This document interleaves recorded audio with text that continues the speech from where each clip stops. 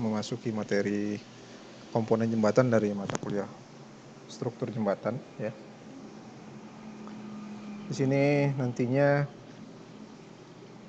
kita akan melihat komponen-komponen jembatan ya. Komponen utamanya secara kondisi dari komponen jembatan itu dibagi atas 3 ya, yang mana bagiannya secara khusus ataupun secara visual terlihat jelas gitu ya. Dibagi atas 3, yang pertama struktur atas atau superstruktur. Mohon maaf, ini kita ganti superstructure ya. Kemudian ada struktur bawah atau substructure ataupun understructure ya. Struktur atas itu bisa disebut juga dengan upper structure. Kemudian ada adjoining ya, adjoining bridge ataupun penghubung ataupun pendukung ya dari jembatannya ya.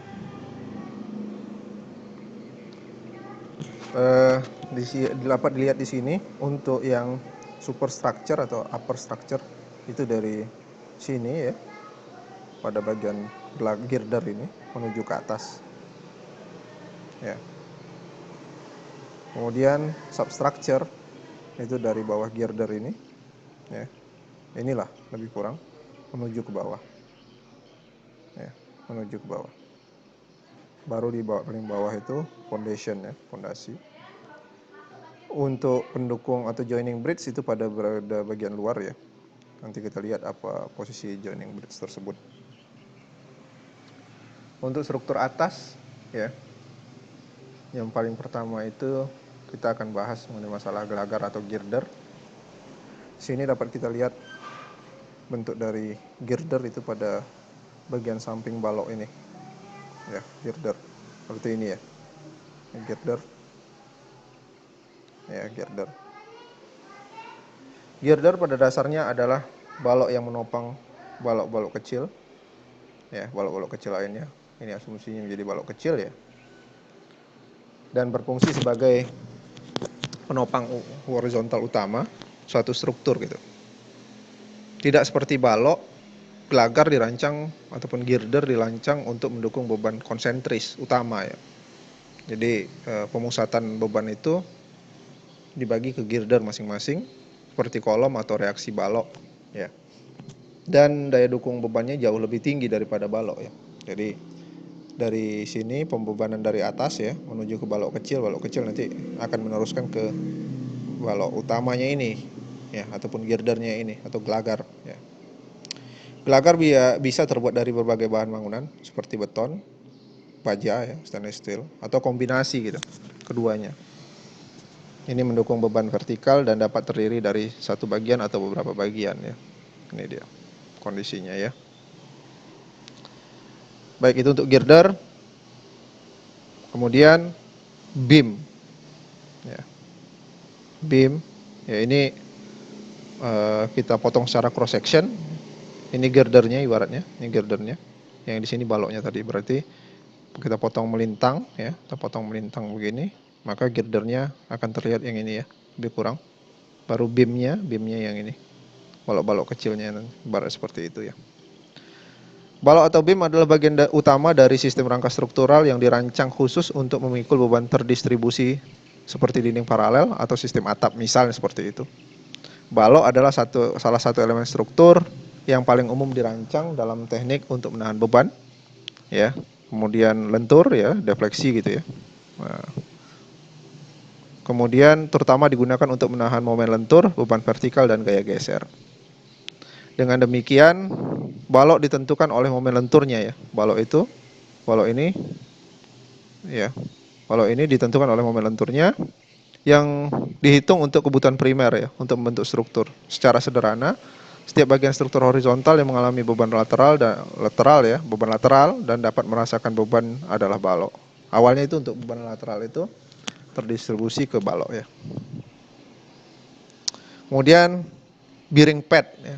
bagian dari komponen struktur atas bearing pad adalah bantalan jembatan yang biasa digunakan untuk penghubung struktur atas ya.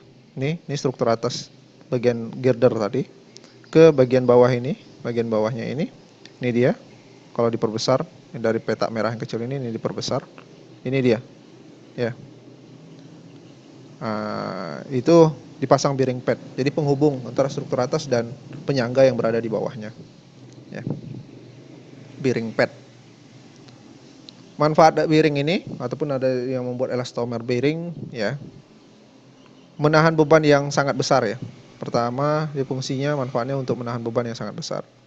Begitu beban dari atas diterima ya, bantalan akan mengakomodasinya atau bearing pad tadi akan mengakomodasinya dengan menyalurkan ke bawah ke penyangga ya, ke penyangganya. Fungsi ini akan meringankan tekanan yang diterima oleh megastruktur yang berada di atasnya ya. Jadi konsepnya itu dia bisa juga menjadi penghubung antara bagian atas dan bagian bawah ya. Tetapi paling tidak karena dia bersifat elastis bisa jadi peredam untuk bagian bawahnya tidak terlampau besar kondisi getaran ya misalnya. Lebih kurang seperti itu nanti kita lihat. Kemudian mengakomodasi banyak gerakan. Ya ini tadi yang saya maksud. Beban berat dari kendaraan yang bergerak juga menyebabkan jembatan mengalami getaran dan bergerak maju atau mundur ya kan. Bahkan untuk jenis bantalan yang menggunakan konsep ulir ya. Jadi bearing padnya ada yang menggunakan konsep ulir di bagian intinya atau disebut dengan lead rubber bearing ya, yang terbuat dari karet lah. Mampu untuk melakukan rotasi ya. Jadi bisa berotasi sehingga segala gerakan bisa dilakukan dan meminimalkan deformasi. Yaitu. Jadi kalau namanya rotasi itu dia bisa mengkondisikan ke segala sudut ya kan. Terbentuk dia bergerak menjadi ke segala sudut ya, bisa membantu karena masalahnya kan namanya pergerakan itu tidak bisa kita kontrol kalau dari getaran ataupun dari beban yang berada di atasnya ya kan. Makanya bearing pad bisa meminimalisir dari kondisi getaran tersebut dengan kondisi bisa berputar ataupun berotasi ke segala kondisi gitu. Kemudian menahan suhu ekstrim dan air ya. Jadi bahan karetnya itu alami atau sintetis yang digunakan untuk bantalan jembatan, umumnya memiliki ketahanan. Ya ini bearing padnya elastis ya, yang diambil dari sintetis ya. Jadi ada berbagai macam bentuk bearing nantinya ya. Ini yang saya ambil contohnya menggunakan bearing pad yang bahannya karet itu ya. Bahan karet alami atau sintetis yang digunakan untuk bantalan jembatan umumnya memiliki ketahanan dengan suhu tertentu ya. Yang bahannya elastomer nih ya. Ada yang bisa sampai tahan di suhu minus 20 derajat Celcius dan sampai tahanan di suhu tinggi 60 derajat Celcius. Maka meski terkena air juga, baik itu air hujan atau air laut, tetap akan bertahan. Selain itu juga angin yang kencang juga tidak akan mempengaruhi struktur ya.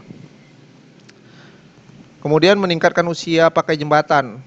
Jembatan juga akan semakin awet kalau menggunakan bantalan ya ataupun bearing pad ini. Karena beban di atas akan diakomodasi dan dibagi ke penyangga ya pada bagian bawahnya sehingga kerusakan sampai deformasinya menjadi lebih minim. Berikutnya mengecilkan biaya konstruksi ya dan perawatan gitu. Perawatan juga cenderung lebih murah karena hanya perlu pengecekan yang terjadwal secara rutin saja gitu. Kalau tidak ada masalah tidak perlu dilakukan penggantian. Biasanya bantalan rusak akibat terjadinya deformasi ya. Semakin besar deformasi maka kondisinya semakin cepat terjadi kerusakan. Ini dari kondisi bearing, ini ada bearing pad biasa ya. Ini ada elastomer bearing dengan plat ya, plat yang berada di atasnya. Yang ini laminated bearing, jadi ini lebih dari satu plat. Bisa dilihat di sini ada 1, 2, 3, 4 ya. Jadi macam ada layer-layernya ya, ada layer plat, ada layer karet gitu ya. Menahan distribusi. Kemudian ini ada yang struktur lead rubber bearing yang berada bagian ini pada bagian dalam ya, pada bagian dalamnya ada karetnya gitu ya. Kemudian ada yang base isolation bearing ya. Jadi ini lebih kepada yang sudah banyak tambahannya ya, menjadi yang lebih baik ini ya kondisinya. Ini saya ambil dari sumber Siktek ya. Dari konsep-konsep bearing juga ya.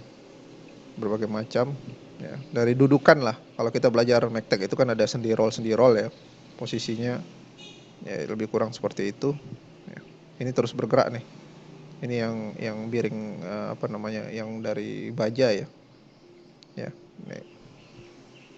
Dudukan bantalannya berada di bawah ini nih biasanya. Ya, nih dudukan bantalan berada di bawah ini. Ini dia, ya, bridge cap-nya dan damper sama nih lebih kurang. Penahan ya, damper dia. Fungsi sebagai penahan getaran ya. Baik, kemudian apa lagi bagian struktur atas? Ada arch dan kabel. Ya, pelengkung dan kabel ya. Pelengkung dan kabel maksudnya ya. Mohon maaf, pelengkung dan kabel. Ini arch, sorry. Saya ganti dulu. Arch and cable atau pelengkung dan kabel gitu. Pelengkung digunakan untuk konstruksi jembatan lengkung ya. Ini dia pelengkungnya. Ya, lengkungnya. Digunakan untuk, dan kabel digunakan untuk suspensi ya, nih. Untuk suspensi ya. Jembatan kabel dan lain-lain untuk berbagai jenis konstruksi jembatan lengkungan dan kabel memainkan peran gitu. Ya, ini jembatan pelengkung ya. Lebih kurang. Arch bridge. Yang ini kabel ya sebagai suspensi. Ada konsep dari apa namanya bagian atas. Kemudian di bagian atas juga kita jumpai parapet wall dan handrail ya. Parapet wall adalah salah satu komponen keselamatan jembatan yang mencegah kendaraan jatuh di tempat jatuh. Jadi sebagai safety lah. Nih. Dan juga bagian sisi edge sehingga bisa apa namanya meminimalisir ya kendaraan supaya tidak apa namanya jatuh pada bagian tepi gitu. Ada bagian sisinya. Di atas parapet itu ada handrail pegangan ya. Ya lebih kurang beginilah lebih kurang contohnya. Ya ada parapetnya, kemudian ada handrailnya di sini. Ya. Kalau handrail yang berada di atas parapet juga akan membantu sebagai pembatas kendaraan itu akan melewati jembatan tersebut ya. Yang terakhir itu flooring atau lantai ya. Permukaan atas jalan jembatan pada perjalanan kendaraan itu terbuat dari beton ataupun jalan aspal. Ini dia. Ini dipotong nih ya. Potong dikerjakan ini bisa dilewat bagian tengahnya. Seutuhnya seperti ini gitu kondisinya. Ya. Itu seperti ini. Ini ada handrailnya. Ya. Ini ada tadi gelagar gitu ya. Ada balok beam ya. Bagian atas ya. Di bawah ini baru ada apa tadi elastomer damper ya. Jadi ada bagian bawah ya. Oke baik. Ini dia bagian-bagian struktur atas. Nanti kita sambung pada bagian-bagian struktur bawah dan adjoiningnya. Terima kasih atas perhatiannya. Saya ucapkan terima kasih. Assalamualaikum warahmatullahi wabarakatuh.